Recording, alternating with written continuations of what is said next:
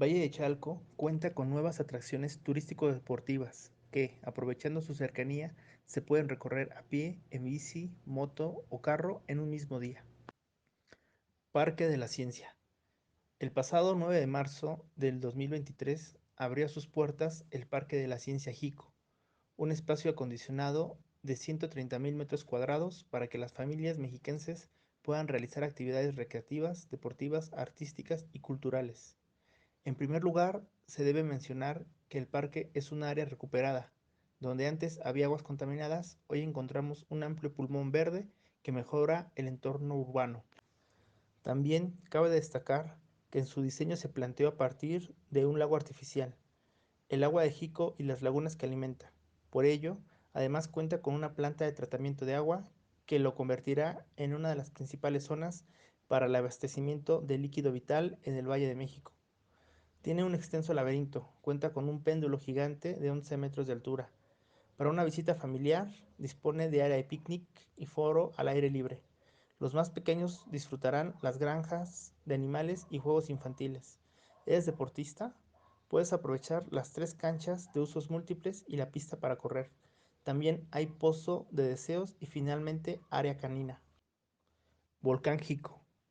El círculo perfecto del cráter se deriva de la combinación de magma y agua y es una de las formaciones geológicas más asombrosas del país.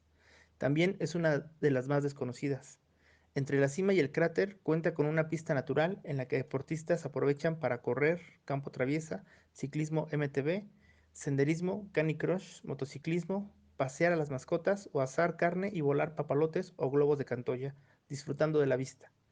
Asimismo, aprovechando que el cráter funge como observatorio natural, se realizan campamentos astronómicos. Por años ha pasado desapercibido, porque su magnificencia solo es posible apreciarla desde las alturas. Únicamente con un helicóptero, dron o una toma satelital es posible ver el círculo perfecto de este coloso. Por eso, desde la antigüedad, le llaman el ombligo del mundo. Su forma perfecta puede explicarse porque se trata de un anillo de toba, fenómeno geológico que resulta de las interacciones entre el magma surgido de un volcán con el agua. Y es que esta formación surge del lago de Chalco, creado por los escurrimientos de la Sierra Nevada. Sincalco.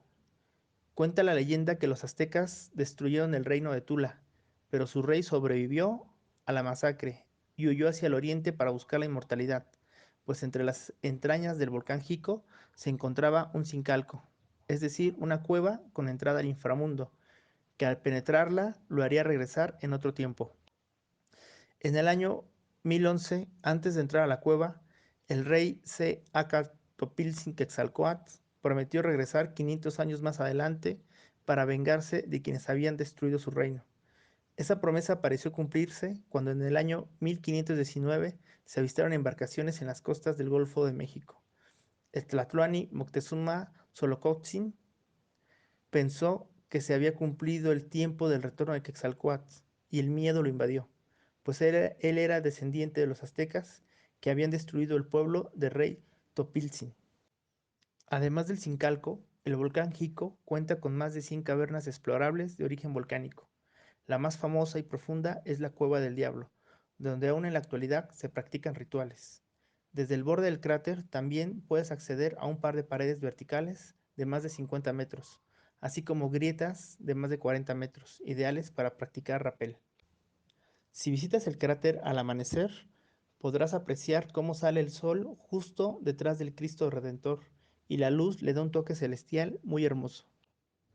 También desde las cimas podrás ver todas las otras montañas metropolitanas, como el Ajusco, el Teutli, también importante arqueológicamente, el Cerro de Santa Catarina, los Tejolotes, la Caldera, el Cerro del Elefante, Tlaloc, Telapón, Iztaccíhuatl y el Popocatépetl, además de las lagunas de Jico.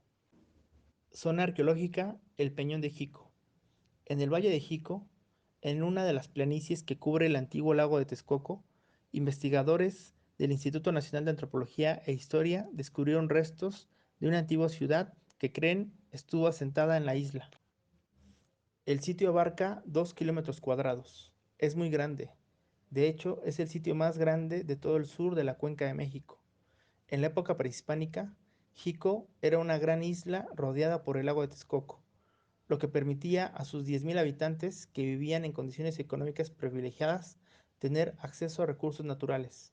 El sitio alcanzó su máximo esplendor entre los años 600 y 800 de la era actual. La zona permaneció ocupada hasta la época de la conquista. Se proveía de peces, ranas, aves y plantas. Tenían acceso a recursos proteínicos muy variados. Parece que su modo de vida era bastante bueno. En ese mismo lugar se hallaron 40 entierros de la época, cada uno con una ofrenda. La zona es sumamente importante. Hablamos de que tuvo una ocupación de más de 4 siglos, desde la época en que Chalco comienza a elaborar su cerámica con influencia en Cholula. Por el carácter de los hallazgos, es posible que se trate de un espacio ceremonial muy importante para su época. Como se conoce, Jico significa ombligo y es un volcán inactivo. En época de lluvia, su cráter se llenaba y cuando los prehispánicos subían a su cima, observaban una laguna, una de las conexiones con el inframundo. Tal vez de allí las mandíbulas de perro, pues era un animal guía en este viaje. Hacienda Jico. Íñigo Noriega nació en Colombres, Asturias, el 21 de mayo de 1853. Emigró en compañía de su tío a México en busca de fortuna, en una época en que el gobierno mexicano se proponía atraer capitales y pobladores del extranjero a través de una política de amplios beneficios fiscales. En la Ciudad de México, Noriega se desempeñó en oficios como cantinero, comerciante, vendedor de tabaco, entre otros. A través de esas actividades llegó a conocer a Porfirio Díaz, que ejerció el gobierno en México de manera dictatorial entre 1876 y 1910. Noriega obtuvo la concesión para desecar el lago de Chalco, vaso lacustre de 10.000 hectáreas de superficie que se localizaba en el sureste del Valle de México. En 1880 formó parte de una sociedad con su hermano Remigio Noriega que adquirió varias propiedades que habían sido arrebatadas a las comunidades de los municipios de Tláhuac, Chalco y Xochimilco. Noriega presionó además para que desapareciera el municipio de Tláhuac, que se había opuesto a la privatización de los bienes comunales dispuesta por la ley Lerdo y representado un gran obstáculo al crecimiento de las propiedades del español, lo que ocurrió efectivamente en 1902, cuando la reorganización del Distrito Federal suprimió las municipalidades de Tláhuac y Mixqui. El gobierno de Díaz favoreció de nueva forma a Noriega. La fortuna de este español comprendía numerosas fincas en los estados de México, Morelos, Tlaxcala, Chihuahua, Tamaulipas y la Ciudad de México. En esta última entidad federativa destacan las haciendas de Santa Fe y San Nicolás Tolentino, que abarcaba las tierras comprendidas entre Culhuacán y San Miguel Jico. La superficie aproximada de esta propiedad comprende la totalidad de los territorios de Tláhuac, Valle de Chalco, la mitad sur de Iztapalapa y otras proporciones de Chalco, Xochimilco y Milpa Alta. Dentro de la gran hacienda se encontraban pueblos completos, además de sus numerosas propiedades rurales y urbanas.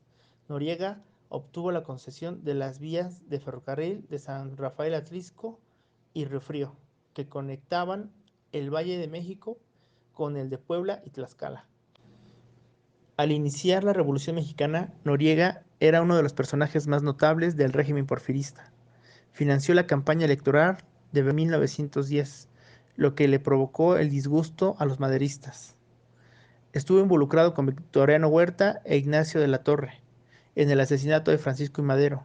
Las propiedades de Noriega fueron embargadas por el gobierno de Venustiano Carranza y se asignaron nuevamente a los pueblos que habían sido afectados por el deslinde de tierras entre 1856 y 1910. Noriega se refugió en Texas, pero volvió a México, donde murió en 1920.